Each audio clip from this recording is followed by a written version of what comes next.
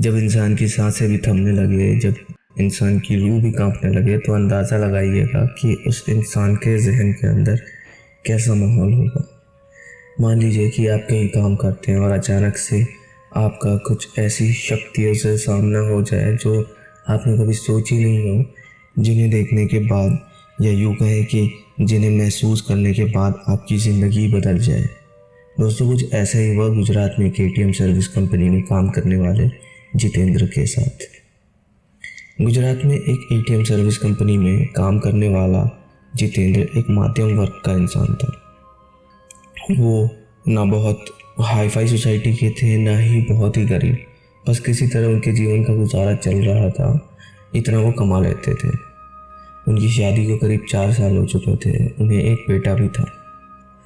वैसे तो जितेंद्र बहुत ज़्यादा पूजा पाठ नहीं करते थे, या यूँ कहा जाए कि बहुत ज़्यादा इन चीज़ों में उनकी आस्था नहीं थी।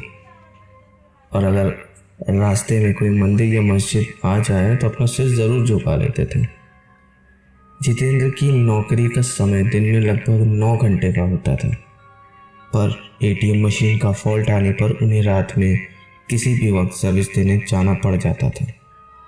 अपने इसी काम के चलते वो एक रात अपनी बाइक से जा रहे थे। उन्हें शहर से थोड़ी दूर एक सुनसान इलाके के पास एटीएम में फॉल्ट हुई थी। उसे ठीक करने जाना था। वैसे तो इस काम के लिए 2 लोग थे, पर जितेंद्र का पार्टनर उस रात बीमार था, तो सर्विसिंग के लिए उन्हें अकेले ही जाना पड़ा। जब वो उस पॉइंट पर पहुंचे तो अपनी बाइक उन्होंने स्टैंड पर खड़ी कर दी। तभी वहाँ उन्हें एटीएम बूथ पर एक खूबसूरत सी लड़की दिखाई दी। जितेंद्र ने सोचा कि उसे शायद पैसे निकालने होंगे और वो एटीएम मशीन के ठीक होने का वेट कर रही होगी। फॉल्ट ठीक करने के लिए जैसे ही जितेंद्र एटीएम बूथ के अंदर गए तो वो लड़की भी पीछे पीछे अंदर आने लगी। सिक्योरिटी गार्ड ने उन्हें बाहर रुकने के लिए कहा। अब जितेंद्र अपना काम शुरू कर चुके थे। तभी अचानक उनकी नज़र उस एटीएम के बाहर पड़ी। वहाँ उन्होंने जो देखा उसे देखकर उनके पसीने छूट गए। बाहर जो लड़की खड़ी थी अब वो वहाँ पर नज़र नहीं आ रही थी। उन्होंने चारों तरफ नज़र घुमाई, लेकिन उन्हें कोई दिखाई नहीं दिया। उनकी उत्सुकता बढ़ने लगी। चूँकि रात का समय था, वीराना सन्नाटा था।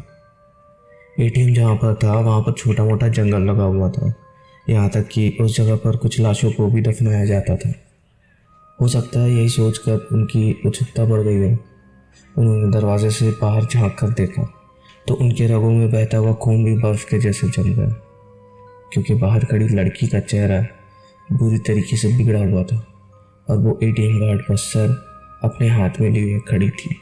वो जितेंद्र की ओर घूर घूर कर देख रही थी। ये सब देख करके जितेंद्र का दिल बेतहाशा तेजी से धड़कने लगा। उन्होंने वहाँ से नज़रें हटा ली और सोचा कि हो सकता है कि ये उनका भ्रम हो।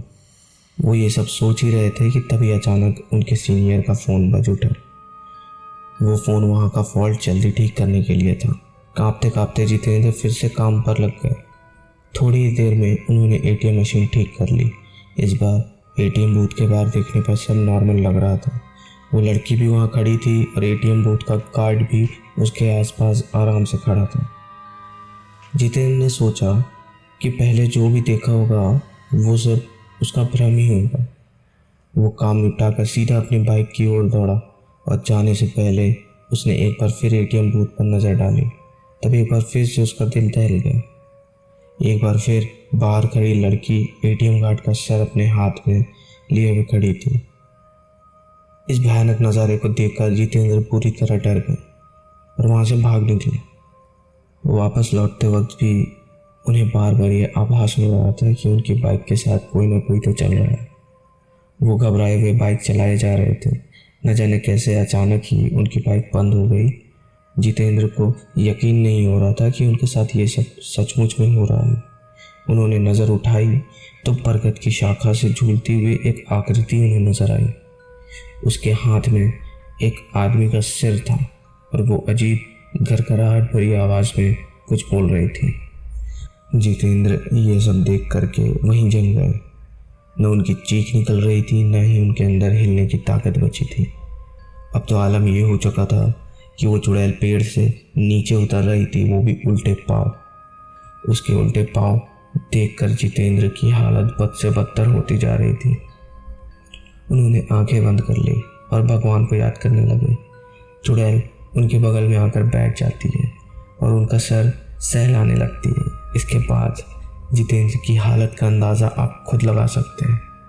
नॉर्मली तो इंसान इस हालत में शायद हार्ट अटैक से ही मर जाए, लेकिन जितेंद्र जी उस समय लगभग बेहोशी की अवस्था में चले गए थे। करीब 2 घंटे बाद जब उन्हें होश आया तो उन्होंने देखा कि उनके सर पर बाल ही नहीं थे। उन्हें अपनी हालत देखकर खुद पर तरस आ रहा था और डर भी बहुत लग रहा था। अब तो रात भी बहुत ज़्यादा हो चुकी थी। उन्होंने दोबारा से गाड़ी को स्टार्ट किया, लेकिन गाड़ी स्टार्ट होने का नाम ही नहीं ले रही थी। बस उन्हें सुकून इतना था कि वो अब तक जिंदा थे। लेकिन जैसे ही बाइक स्टार्ट हुई और उन्होंने बाइक को आगे बढ़ाया, वैसे ही उन्हें साफ साफ महसूस हुआ कि कोई पीछे उनकी गाड़ी पर बैठा है। कोई दिख तो नहीं रहा था, लेकिन उन्हें दोबारा से साफ साफ ऐसा महसूस हो रहा था कि किसी ने उनके कंधे पर हाथ रखा।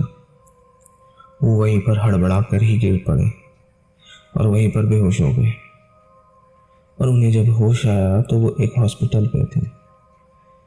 कुछ स्थानीय लोगों ने उन्हें बेहोश पड़ा देखकर हॉस्पिटल पहुंचा दिया था। इस घटना के कई महीने बाद तक जितेंद्र हॉस्पिटल में ही रहे। उन्हें होश नहीं आया, उन्हें कई महीनों तक होश ही नहीं आया। कई महीनों बाद जाकर के उन्हें होश आया। इसके बाद धीरे धीरे करके वो नॉर्मल हो गए।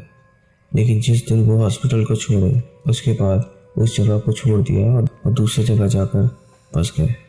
डर इतनी बुरी चीज़ होती है कि जो इंसान को बर्बाद करने में वक्त भी नहीं लगाती।